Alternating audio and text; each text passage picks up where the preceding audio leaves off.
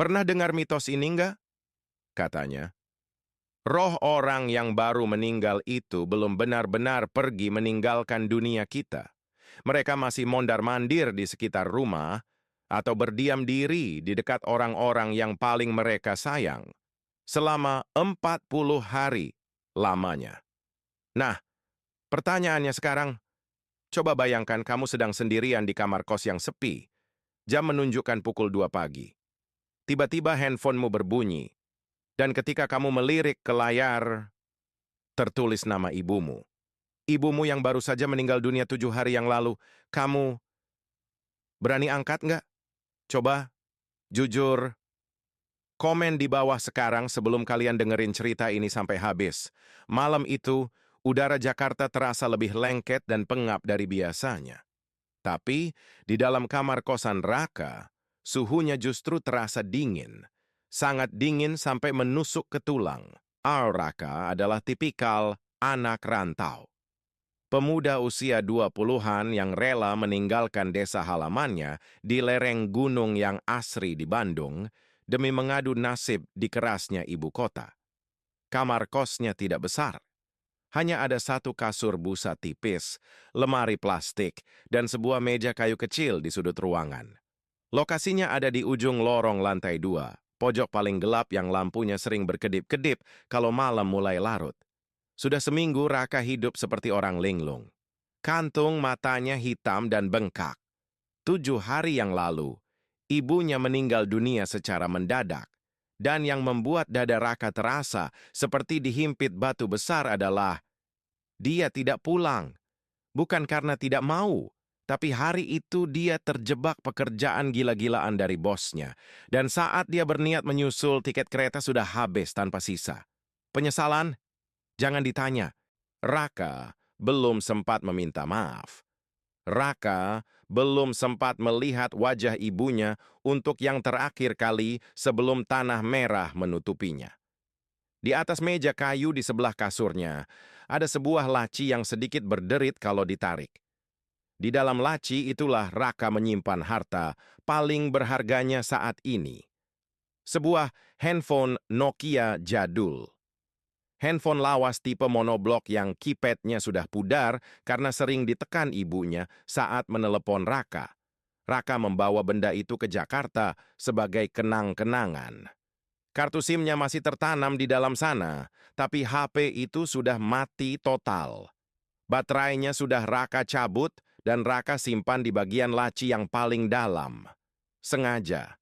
Raka tidak sanggup jika harus melihat HP itu menyala, tapi tahu bahwa tidak akan ada lagi pesan masuk yang menanyakan, "Raka sudah makan, Nak?" Malam itu beranjak, semakin sunyi. Saking sepinya, Raka bisa mendengar suara rintik air dari keran kamar mandi luar yang bocor. Tik, tik, tik. Jam di layar handphone pintar Raka menunjukkan angka 0200 tepat. Angin malam entah dari mana berhembus masuk melalui celah ventilasi di atas pintu, menggerakkan kalender dinding yang tergantung dan membuat bulu kuduk Raka tiba-tiba meremang. Entah kenapa, udara terasa sangat berat. Raka memejamkan mata, mencoba memaksa otaknya untuk tidur. Besok dia harus kembali menghadapi kerasnya Jakarta. Namun, baru saja kesadarannya mulai memudar. Drrrt. Drrrt, drrrt. Handphone pintar Raka yang tergeletak di samping bantalnya bergetar hebat. Layarnya menyala terang benderang, memecah kegelapan kamar. Raka tersentak bangun. Nafasnya sedikit terengah karena kaget. Matanya menyipit menahan silau layar. Siapa yang menelepon jam 2 pagi begini? Bosnya? Temannya? Namun begitu pandangannya fokus pada layar handphone, jantung Raka seakan berhenti berdetak-detik itu juga. Darahnya berdesir hebat dari ujung kepala sampai ke ujung kaki. Di layar itu, sebuah panggilan masuk. Tertulis satu kata dengan huruf kapital. Ibu. Nafas Raka tertahan di tenggorokan. Nggak mungkin, gumamnya pelan. Suaranya bergetar hebat di ruangan yang sunyi itu. Dia mengucek matanya dengan kasar. Dia memukul pelan pipinya sendiri. Mungkin dia salah lihat? Mungkin ini efek halusinasi karena kurang tidur dan stres berat? Tapi tidak. Layar itu masih menyala. Panggilan masuk dari ibu. Logika Raka mulai berontak liar. Bagaimana bisa? Handphone Nokia ibunya ada di dalam laci. Mati. Tanpa baterai. Nomor itu tidak mungkin aktif. Bahkan kalaupun ada orang iseng, provider tidak mungkin mendaur ulang nomor secepat itu, kan? Ini baru 7 hari. Tangannya bergetar hebat saat dia perlahan mendekatkan jarinya ke arah handphone. Deringnya, entah kenapa, terdengar jauh lebih nyaring dari biasanya. Drrrt, drrrt. Suara getarannya seolah menembus telinga Raka dan langsung menusuk ke dalam otaknya. Ada hawa dingin yang tiba-tiba berhembus tepat di tengkuknya. Raka mematung. Keringat dingin mulai sebesar biji jagung menetes dari pelipisnya. Dia tidak berani menyentuh tombol hijau itu. Takut. Sangat takut akan apa yang mungkin dia dengar di ujung sana. Hingga akhirnya, panggilan itu mati dengan sendirinya. Layar kembali gelap. Kamar kembali dicekam kesunyian.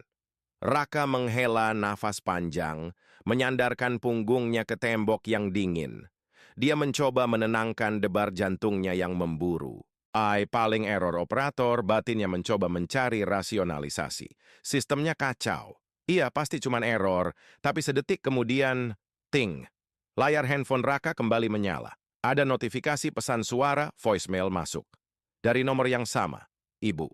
Raka menelan ludah yang terasa, sepahit empedu. Jari telunjuknya bergetar mengambang di atas layar. Firasat buruk meneriakinya untuk menghapus pesan itu, tapi rasa rindu yang tertahan dan rasa penasaran yang gila membuatnya ragu. Jangan-jangan ini pesan lama yang baru terkirim? Atau saat ibu jari Raka hampir saja menyentuh tombol play untuk mendengarkan suara dari alam lain itu, sret, ada suara pelan. Raka menahan nafas. Suara itu berasal dari arah laci meja kayu di sebelahnya. Raka memutar lehernya perlahan-lahan, nyalinya menciut. Laci tempat dia menyimpan HP Nokia jadul ibunya, HP yang baterainya sudah dicabut, kini sedikit terbuka. Dan dari celah laci yang terbuka itu, memancar cahaya putih kekuningan yang redup. Handphone yang seharusnya mati total itu menyala. Bayangkan posisi Raka saat itu. Kalian sendirian. Laci meja kayu di sebelah kasur kalian tiba-tiba terbuka sedikit dan menyala dari dalam. Padahal kalian tahu persis, handphone jadul di dalam laci itu bahkan tidak punya baterai. Logika kalian pasti berteriak, mencari alasan yang paling masuk akal, kan? Raka menelan ludah. Tenggorokannya terasa kering kerontang. Dengan tangan bergetar hebat, dia mendekati laci meja itu. Ditariknya kenop laci perlahan. Srit! Suara kayu bergesekan, memecah keheningan. Cahaya putih kekuningan dari layar Nokia lawas itu langsung menyorot wajah pucat Raka. Mata Raka terbelalak. Casing belakang HP itu memang terbuka, memperlihatkan ruang kosong tempat baterai seharusnya berada. Tidak ada sumber daya listrik apapun di sana. Namun, layarnya menyala terang, menampilkan wallpaper foto usang Raka dan ibunya di depan rumah bilik mereka di desa. Korslet! Ini pasti cuma sisa arus listrik statis. Raka bergumam dengan suara serak, mencoba keras menipu dirinya sendiri. Dia menutup laci itu dengan cepat. Brak! Raka beralih menatap handphone pintarnya yang tergeletak di kasur. Panggilan tidak terjawab dari ibu beserta notifikasi pesan suara itu masih bertengger di layar. Otak Raka bekerja keras mencari pembenaran. Ini pasti cuma error dari operator seluler. Sistem mereka pasti sedang down atau bug. Atau bisa jadi provider sudah mendaur ulang nomor ibunya dan dibeli oleh orang iseng. Iya, di Jakarta hal seperti ini sangat wajar terjadi, bukan? Semuanya punya penjelasan logis. Namun usaha Raka untuk menenangkan diri hancur berantakan dalam hitungan detik. Tiba-tiba, suhu ruangan kosan itu anjlok drastis. Kipas angin kecil di dinding hanya berputar pelan, tapi angin yang berhembus menyapu tengkuk Raka terasa sedingin bongkahan es. Dan bersamaan dengan hembusan angin aneh itu, indera penciuman Raka menangkap sebuah aroma yang sangat tajam. Bukan bau apek khas kamar kosnya yang jarang dibersihkan. Bukan juga bau sisa mie instan atau masakan dari kamar sebelah. Itu bau kapur barus. Menyengat. Menusuk rongga hidung. Aroma itu perlahan bercampur dengan wangi bunga melati yang meliuk-liuk berat di udara. Kalian pasti tahu bau apa ini. Ini adalah bau khas, bau suci sekaligus mengerikan dari seseorang yang baru saja dimandikan dan dibungkus kain kafan untuk terakhir kalinya. Bau kematian. Raka membeku. Jantungnya berdegup kencang bak genderang perang. Matanya perlahan melirik ke arah sudut area dapur kecil di dekat pintu keluar kamarnya. Di sana sangat gelap. Cahaya lampu neon kamarnya yang berkedip-kedip tidak mampu menjangkau area tersebut.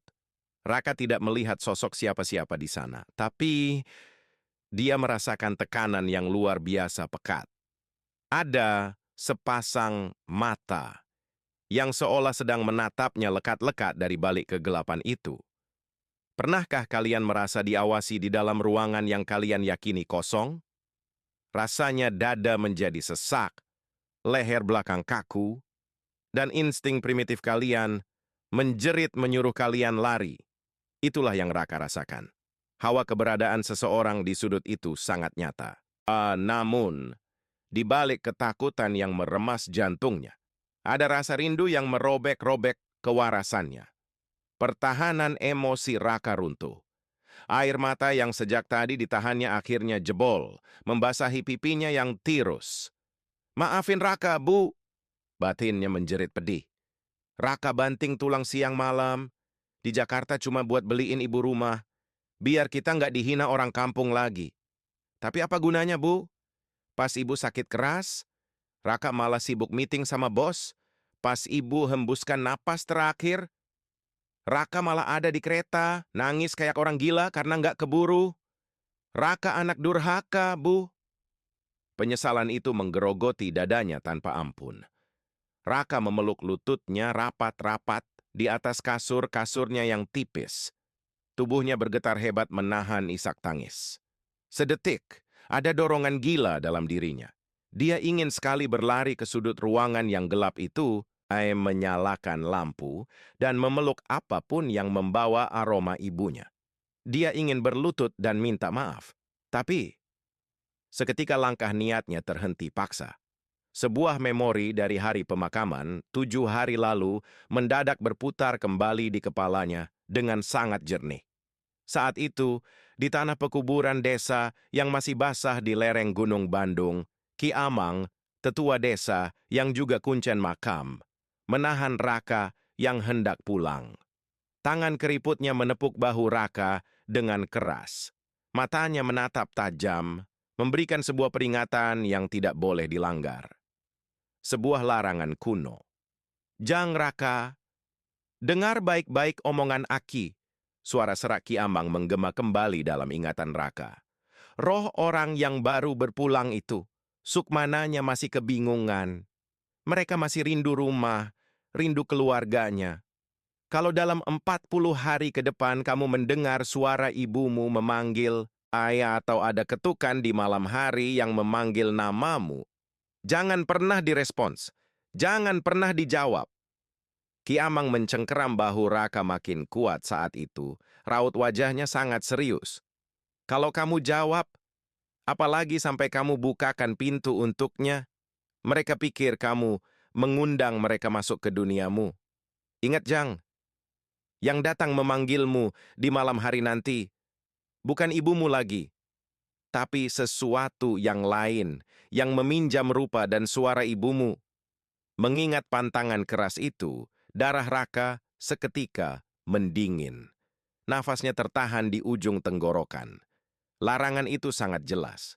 Di kampungnya, mitos 40 hari ini bukan sekadar cerita pengantar tidur untuk menakut-nakuti anak kecil, melainkan aturan mutlak yang tidak boleh dilanggar jika tidak ingin membawa petaka. Raka mengusap wajahnya yang basah oleh air mata dengan kasar. Dia menggelengkan kepalanya kuat-kuat. Enggak, gue nggak boleh gila. Gue nggak boleh jawab apa-apa. Ini cuman halusinasi orang stres. Kamar itu perlahan kembali hening. Hanya terdengar suara napas Raka yang tersengal-sengal. Aroma kapur barus itu masih ada, tapi Raka pikir, jika dia diam saja, teror malam ini akan berlalu. Mengabaikannya adalah satu-satunya jalan keluar.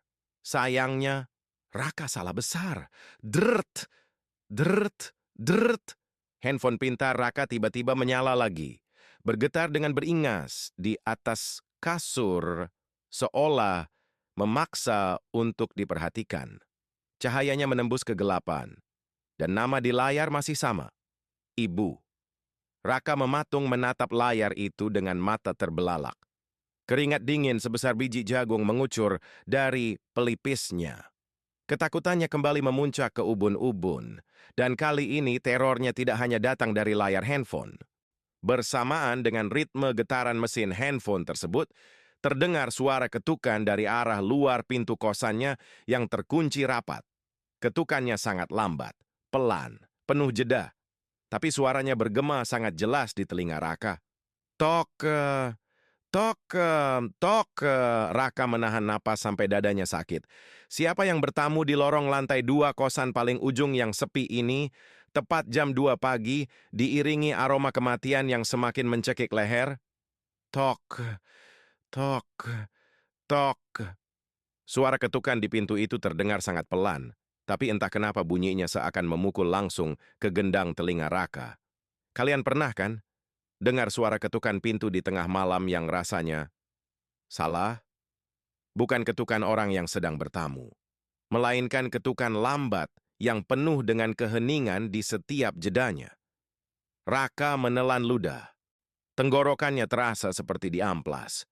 Dia menatap layar handphonenya yang masih menyala terang menampilkan nama Ibiu, dan saat getaran handphone itu berbunyi dert, seketika itu pula pintu kosannya diketuk.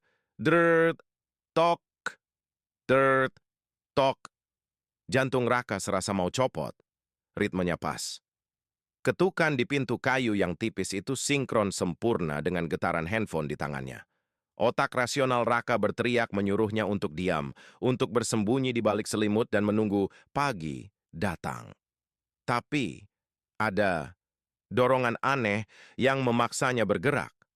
Dengan kaki yang gemetar hebat dan terasa seberat timah, Raka turun dari kasurnya. Lantai linoleum kamarnya terasa sedingin es. Dia melangkah mengendap-endap mendekati pintu. Di kosan Raka, pintu kayunya memiliki sebuah peephole atau lubang intip kecil di tengahnya. Napas Raka memburu.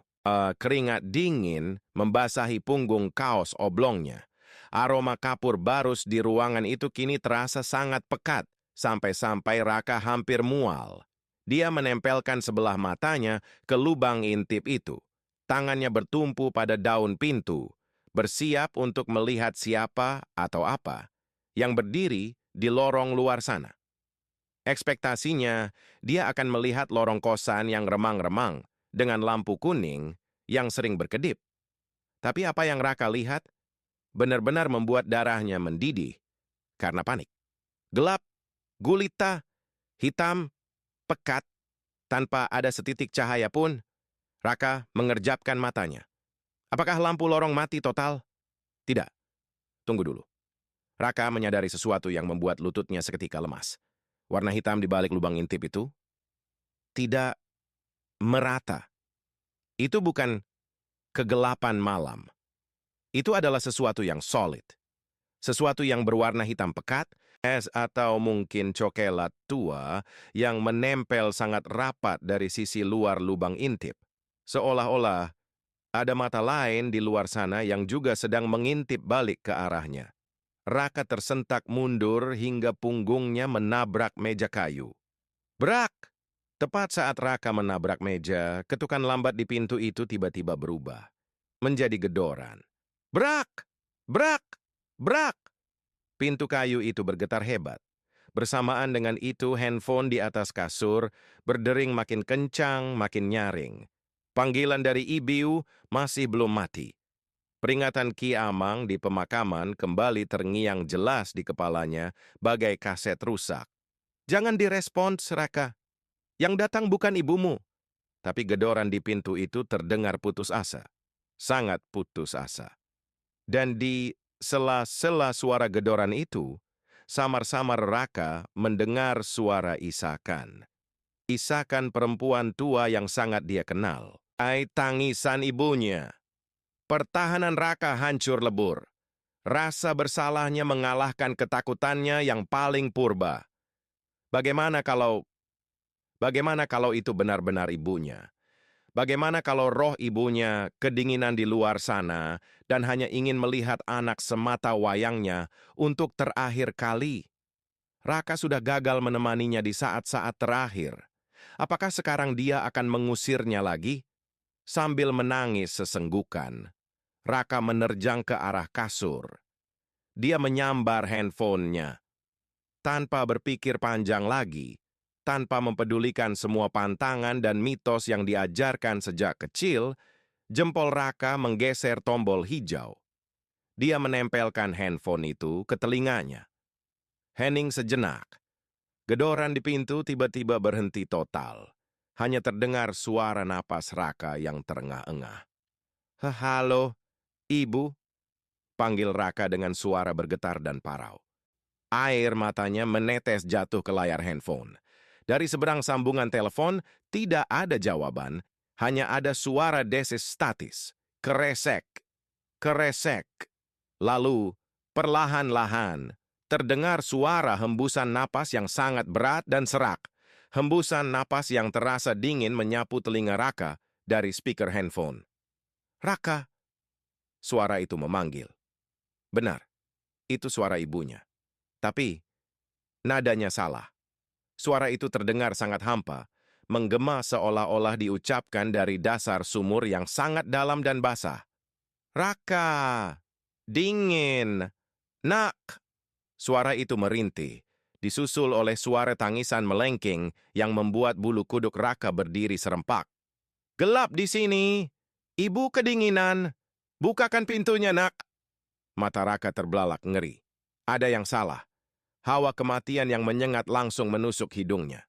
Suara di telepon itu berubah menjadi isakan aneh yang menyerupai tawa tertahan. Raka baru sadar. Dia baru saja melakukan kesalahan paling fatal dalam hidupnya. Dia telah melanggar larangan itu. Dia telah menjawabnya. Dan detik berikutnya, sebelum Raka sempat mematikan, panggilan neraka bocor ke dalam kamarnya. Brak! Jendela Nako di kamar kos Raka tiba-tiba terbanting terbuka dengan sangat kasar. Angin kencang yang membawa bau tanah kuburan basah dan kapur barus menyapu masuk. Mengobrak-abrik seisi kamar. Lampu neon di langit-langit berkedip gila-gilaan, mengeluarkan suara bizzd, bizzd, sebelum akhirnya meledak kecil dengan suara pop. Ruangan itu seketika tenggelam dalam kegelapan total. Raka membeku di atas kasur. Handphone di tangannya terjatuh. Namun, ketakutan terbesarnya bukan pada kegelapan itu. Ketakutan terbesarnya adalah suara gedoran di pintu luar sudah tidak ada lagi.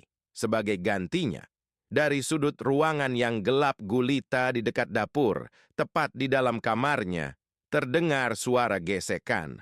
Srit, srit, suara kain tebal dan kasar yang diseret perlahan di atas lantai linoleum. Sesuatu itu sudah masuk, dan ia sedang menyeret dirinya mendekat ke arah Raka. Coba kalian tahan napas sebentar. Bayangkan kalian ada di posisi Raka saat ini. Di dalam kamar kosan ukuran 3 kali 4 meter, gelap gulita karena lampu baru saja meledak, jendela terbuka lebar dibanting angin malam, dan di dalam ruangan itu bersama kalian, ada suara kain kotor yang diseret di atas lantai. Sret, sret. Rasanya seperti ketindihan, kan? Tubuh kalian mau lari, Otak kalian berteriak untuk segera mendobrak pintu dan kabur ke jalan raya, tapi otot-otot kalian lumpuh total. Itulah yang Raka alami. Dia duduk membeku di atas kasurnya yang tipis, punggungnya menempel rapat ke tembok yang terasa sedingin es. Handphone pintarnya yang tadi terjatuh, tergeletak di lantai dengan posisi layar menghadap ke atas. Cahaya dari layarnya sudah meredup, tapi masih cukup memberikan sedikit penerangan pendar ke arah sudut area dapur. Dan di bawah cahaya redup itulah, Raka melihat wujud dari teror yang sejak tadi mengintainya. Berdiri membelakangi Raka di sudut dapur, ada sesosok tinggi. Tubuhnya terbungkus rapat oleh kain putih kusam yang sudah menguning di beberapa bagian dan bernoda coklat pekat seperti bekas tanah liat basah di bagian bawahnya. Itu pocong. Ya, kain kafan itu diikat ketat di atas kepala dan di bagian kaki. Tapi, ada yang membuat kewarasan Raka benar-benar diuji sampai batas maksimal. Ada yang janggal dengan sosok ini, sangat janggal. Ikatan tali kafan di bagian atas kepalanya terlihat longgar. Dari sela-sela ikatan itu, tergerai rambut beruban yang kusut masai, menjuntai kaku ke punggungnya. Dan posturnya, perhatikan baik-baik. Sosok itu tidak berdiri tegak kaku seperti pocong pada umumnya. Pundaknya agak membungkuk. Posisi tubuhnya sedikit miring. Itu adalah postur yang sangat-sangat Raka kenali. Itu adalah cara ibunya berdiri setiap kali beliau sedang memasak sayur lodeh kesukaan Raka di dapur rumah bilik mereka dulu. Air mata Raka tumpah seketika, mengalir deras membasahi pipinya yang pucat pasi. Hatinya serasa dicabik-cabik. Ibu, batinnya menjerit. Antara ngeri dan rindu yang menyiksa. Tapi di saat yang sama, peringatan Ki Amang kembali menampar kesadarannya. Itu bukan ibumu, Raka. Itu entitas lain yang meminjam rupa ibumu karena kamu mengundangnya masuk. Dada Raka sesak oleh penyesalan yang luar biasa. Dia menangis tanpa suara. Gara-gara gue, pikirnya hancur. Gara-gara gue sibuk nyari uang di Jakarta, gue ninggalin ibu sendirian. Dan sekarang, makhluk ini pakai rupa ibu buat nyiksa gue. Raka menunduk, meremas rambutnya sendiri, mencoba mengusir bayangan mengerikan di depannya. Lalu, suara seretan kain itu berhenti. Hening, sunyi senyap. Hanya terdengar suara napas Raka yang terputus-putus. Pelan-pelan, sangat pelan, sosok berkain kafan itu mulai bergerak. Bukan melompat, bukan berjalan. Ia mulai memutar kepalanya ke arah Raka. Krek, krek. Terdengar suara halus tulang leher yang dipaksa berputar. Raka mendongak, matanya tak bisa berpaling seolah dihipnotis oleh rasa takutnya sendiri. Di bawah temaram cahaya handphone, wajah sosok itu perlahan terlihat. Wajahnya berwarna abu-abu pucat, kaku, tanpa ekspresi, persis seperti patung lilin yang sudah lama ditinggalkan. Kulitnya tidak membusuk, tapi terlihat kering kerontang. Namun, yang paling mengerikan adalah matanya. Matanya terbuka sangat lebar, tapi tidak ada bola mata hitam di sana. Hanya warna putih, keruh, kosong, menatap lurus tajam ke arah Raka, menembus langsung ke dasar jiwanya. Suhu ruangan seketika anjlok. Udara yang keluar dari hidung Raka mengepul menjadi uap saking dinginnya. Mulut sosok abu-abu itu sedikit terbuka.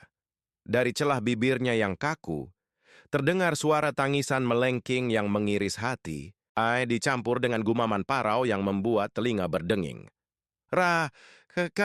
Sakit nak, ikut, bu. Sosok itu mulai bergerak maju. Sekali lagi, ia tidak melompat. Ia seolah melayang beberapa sentimeter di atas lantai, terseret mendekati kasur Raka. Srit, srit.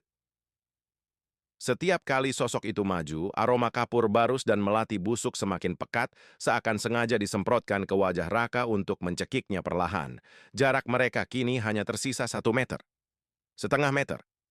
Raka sudah tidak punya ruang untuk mundur lagi. Punggungnya sudah mentok di tembok keras. Otot lehernya menegang, urat-uratnya menonjol. Dia ingin berteriak sekeras-kerasnya minta tolong ke tetangga kosan. Tapi pita suaranya seolah putus. Tidak ada suara yang keluar selain rintihan tertahan. Serit. Sosok itu kini tepat berada di ujung kasur Raka.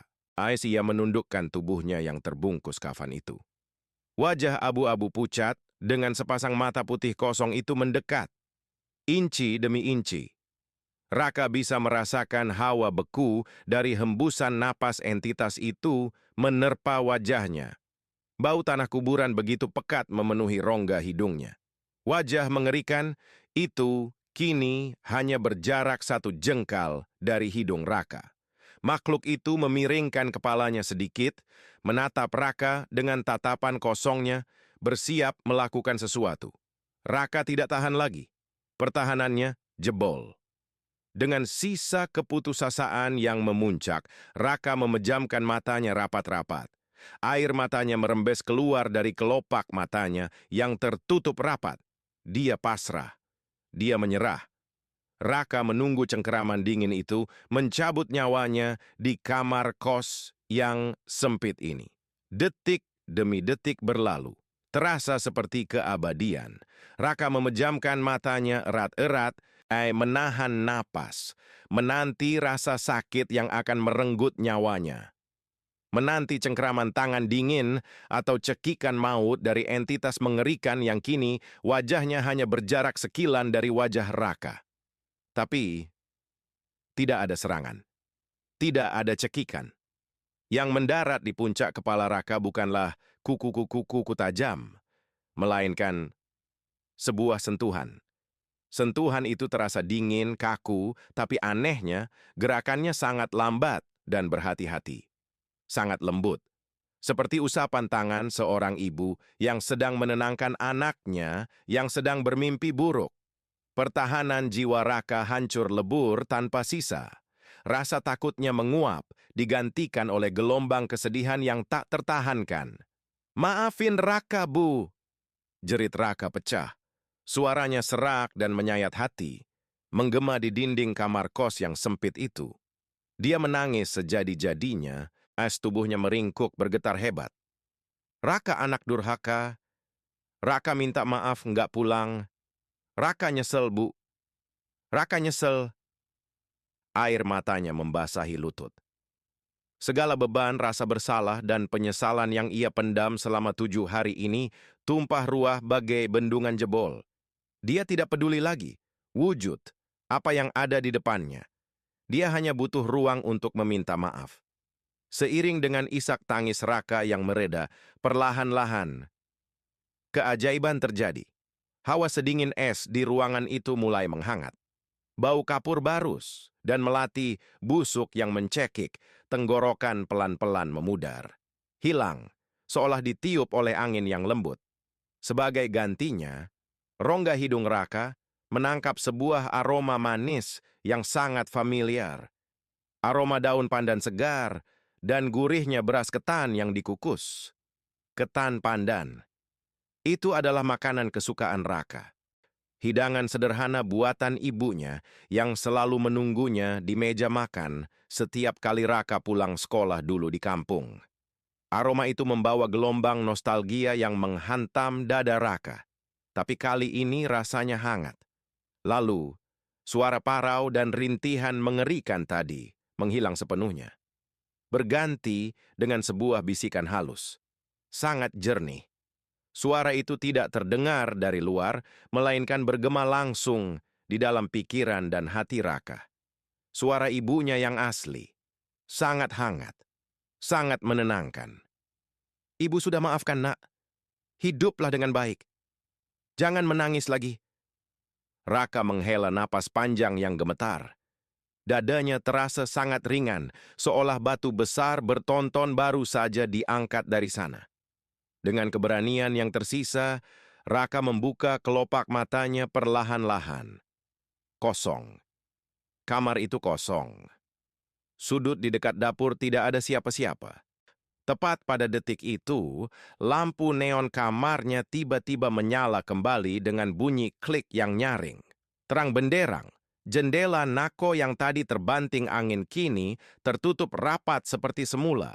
Handphone pintarnya mati kehabisan baterai di atas kasur.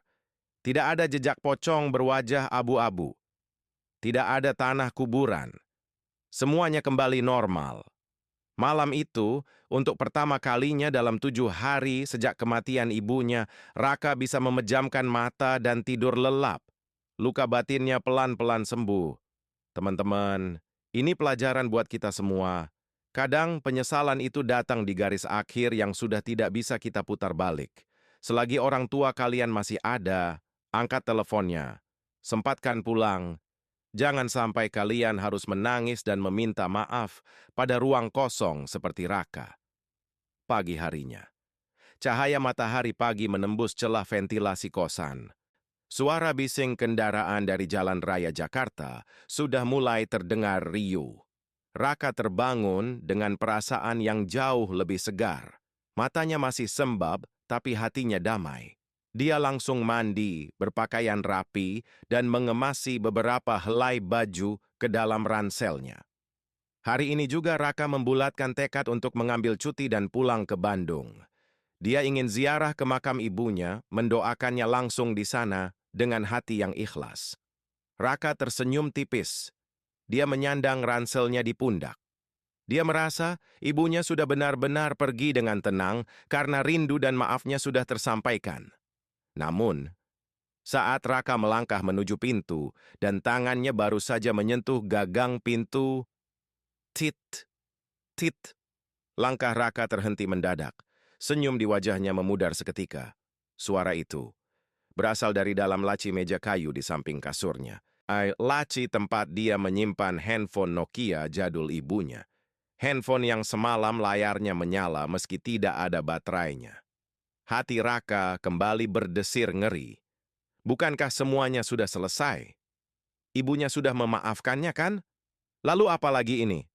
Dengan tangan yang kembali gemetar dingin, Raka berjalan mundur mendekati laci itu. Ditariknya laci perlahan. Benar saja. Layar monokrom Nokia itu menyala terang. Ada ikon amplop berkedip di layarnya. Satu pesan singkat, SMS, masuk. Raka menelan ludah. Jempolnya menekan tombol buka. Pesan itu bukan dari kontak ibu. Pesan itu datang dari nomor yang tidak dikenal, hanya berisi rentetan angka 0. Tapi isi pesannya membuat darah Raka yang baru saja menghangat di pagi hari kembali membeku seketika. Jantungnya seakan merosot ke perut. Isi pesannya sangat singkat. Terima kasih sudah membukakan pintu untuknya. Napas Raka tercekat. Matanya menatap nanar ke arah layar kecil itu. Kata untuknya berarti pihak ketiga, sesuatu yang lain.